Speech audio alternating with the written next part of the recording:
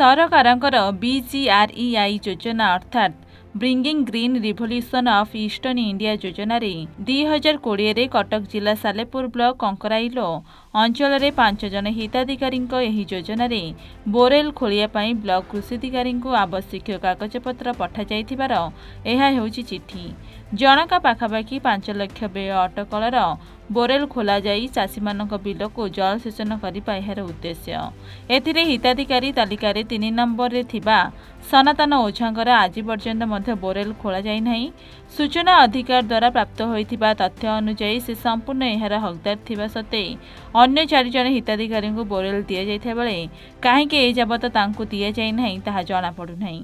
ତାଙ୍କ ନାଁରେ ଆସିଥିବା ବୋରେଲ କୁଆଡ଼େ ଗଲା? ଏବେ ସେ ପ୍ରଶାସନକୁ ପ୍ରଶ୍ନ ପଚାରିଛନ୍ତି।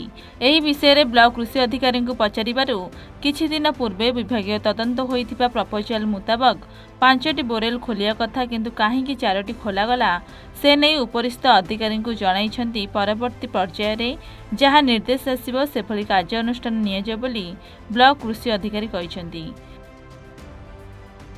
ଅଭିଯୋଗ କ'ଣ, ଆମେ ଗୋଟେ ବୋରିକି ଆପ୍ଲାଏ କରିଥିଲୁ 5 ଜଣ ଭିତରେ ମୋ ନାଁ ଆଇଲା। ଆଉ ସେମାନେ ଜମି ଇନକ୍ୱାରି କଲେ, ସବୁ କଲେ, କହିଲେ ହଁ ଏ ଜାଗାରେ କଲେ ବହୁ ଚାଷୀ ଉପକୃତ ହୋଇପାରିବେ। ପଛ ଏଥିରେ ଆସିଲା ସମସ୍ତଙ୍କର ହିତାଧିକାରୀ ଲିଷ୍ଟରେ ବି ମୋ ନାଁ ଆସିଲା, ଅନ୍ୟମାନଙ୍କର ବି ଆସିଲା। ଖୋଳିଲା ବେଳକୁ କ'ଣ କଲେ ନା 4 ଜଣ ଖୋଳି ଦେଇକି ମୋର ଆଉ ଖୋଳିଲେନି। ପଛରେ ମୁଁ ଜାଣୁଛି ଯେ ମୋ ଯେଉଁଟା ଆସିଥିଲା ତାକୁ ଅନ୍ୟ ଜଣକୁ ବିକିଛନ୍ତି। ଆଉ ଯେଉଁ ବିକ୍ରି ହେଇଛି ତାର ତଦନ୍ତ କରାଯାଇ ଆଉ ବିହିତ କାର୍ଯ୍ୟାନୁଷ୍ଠାନ ଗଣା କରାଯାଉ ଏବଂ ମୋତେ ଯଦି ସେ ବୋରିକି ଦିଆଯାଏ ମୋ ସହିତ ଚାଷୀମାନଙ୍କ ବି ଉପକୃତ ହେବେ ଏବଂ ମୁଁ ଖୁସି ହେବି। ଆମେ 24/10/24ରେ ଗୋଟେ ଇନକ୍ୱାରି କରିଥିଲୁ। ଗୋଟେ ବୋରୱେଲ କ୍ଲଷ୍ଟର ବୋରୱେଲ ଗୋଟେ ଖୋଳା ହେଇଥିଲା, ଯାହାଫଳରେ କି ଆମର 2020 ମସିହାରେ ଗୋଟେ ଲିଷ୍ଟ ଦିଆହେଇଥିଲା 5 ଜଣ ମେମ୍ବରଙ୍କୁ ମାନେ ଖୋଳିବା ପାଇଁ ବୋରୱେଲ। ସେଠି ଆମେ ଦେଖିଲୁ ଯେ 4 ଜଣଙ୍କର ଖୋଳା ହେଇଛି ଗୋଟେ କ୍ଲଷ୍ଟରରେ, ତେଣୁ ଏକ୍ସେପ୍ଟ ସନାତନ ଓଝା ଯିଏକି ହେଉଛନ୍ତି ଫାଦର ଅଫ୍ ଶ୍ରୀ ବିକ୍ରମ କେଶରୀ ଓଝା। ତେଣୁ ଏ ବିଷୟରେ ଆମେ, ଏଇଟା ତ ମୋ ପିରିୟଡ଼ ନଥିଲା, ଏଇଟା ହେଉଛି 2020 ମସିହାରେ ମୁଁ ଏଠି ଜଏନ୍ କଲି 2022 ମସିହାରେ।